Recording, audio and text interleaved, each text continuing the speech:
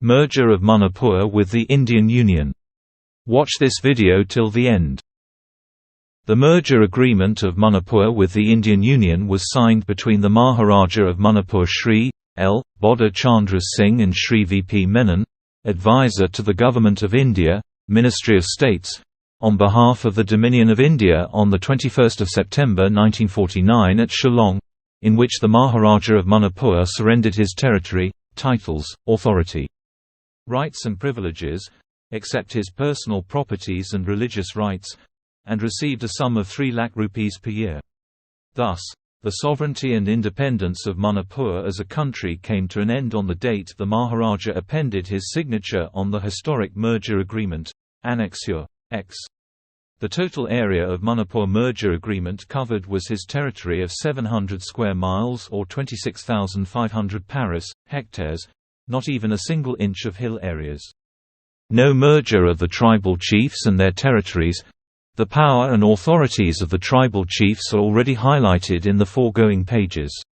They are the lords of the soil within the territory they occupied, ruled and governed.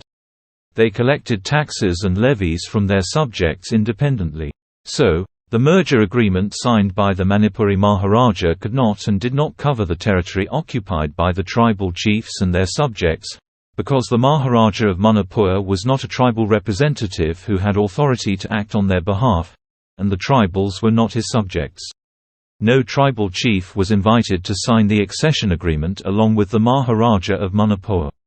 Since the tribal areas were never under his suzerainty, the Maharaja of Manipur had no legal standing and moral right or authority to act on behalf of the tribals. At the same time, the accession instrument signed on 21 September 1949 did not cover the hill areas which have been a separate entity. Annexure Y.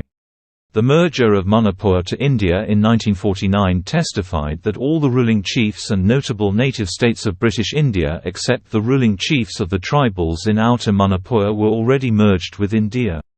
The same legitimate exploration and merger with India under the conditions of Union Territory provisions of the Constitution of India to enable the Government of India to have direct administration upon the tribal peoples as that of the direct administration existed during the British regime just to restore them from the exploitation of the cunning Manipuris is the aspiration and need of the hour for the tribal people. Apart from the political injustice done to us, the tribals under the Manipuri majority domination have no future in Manipur. The extension of the Manipur Land Revenue and Land Reforms Act, 1960 to the hill areas has robbed the tribals of their most prized possession, viz. their land. The imposition of Manipuri language upon the tribals through the All India competitive examinations has robbed the tribal candidates of the chance of getting jobs.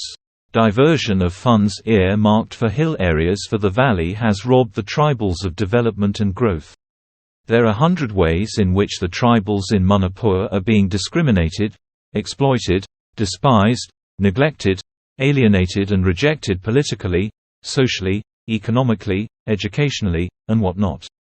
Therefore, the alleged merger of the hill areas with Manipur under a single administrative unit is the greatest mistake committed by the Indian government, and the gravest injustice done to the tribals. The time has now come for the hill tribes in Manipur to claim our birthright to govern ourselves according to our customs and culture and traditions as provided by the Constitution of India, and for the Indian government to correct the mistake and injustice done to us. We demand a separate administrative unit covering the whole hill areas of Manipur, occupied by the tribals' chiefs, for better administration and development of the tribals, or the Indian government should not try to prevent us from enjoying our position under the British Dominion. In affirming, as has been pointed out, the territorial rights of the tribal chiefs in the foregoing paragraphs, Sri R.K. Jalajit Singh, the most prominent historian and writer of the Manipuris in modern age, wrote in his article, The War of 1891 Manipur Last War of Independence, in the special issue in Manipur Today, Kongjom Day, 23 April 1994, Volume 15 No. 2 published by the Directorate of Information and Public Relations, Government of Manipur, as here below. According to the British plan, all the 3 columns were to meet at Manipur, i.e. Impal, on 27 April 1891. Immediately after taking Manipur, now called Impel, p.36, Annexure, Z. The modern historian and most prominent writer of the Manipuris, Meiteis, has rendered the actual area of Manipur, i.e. Impel, in his article of 1994.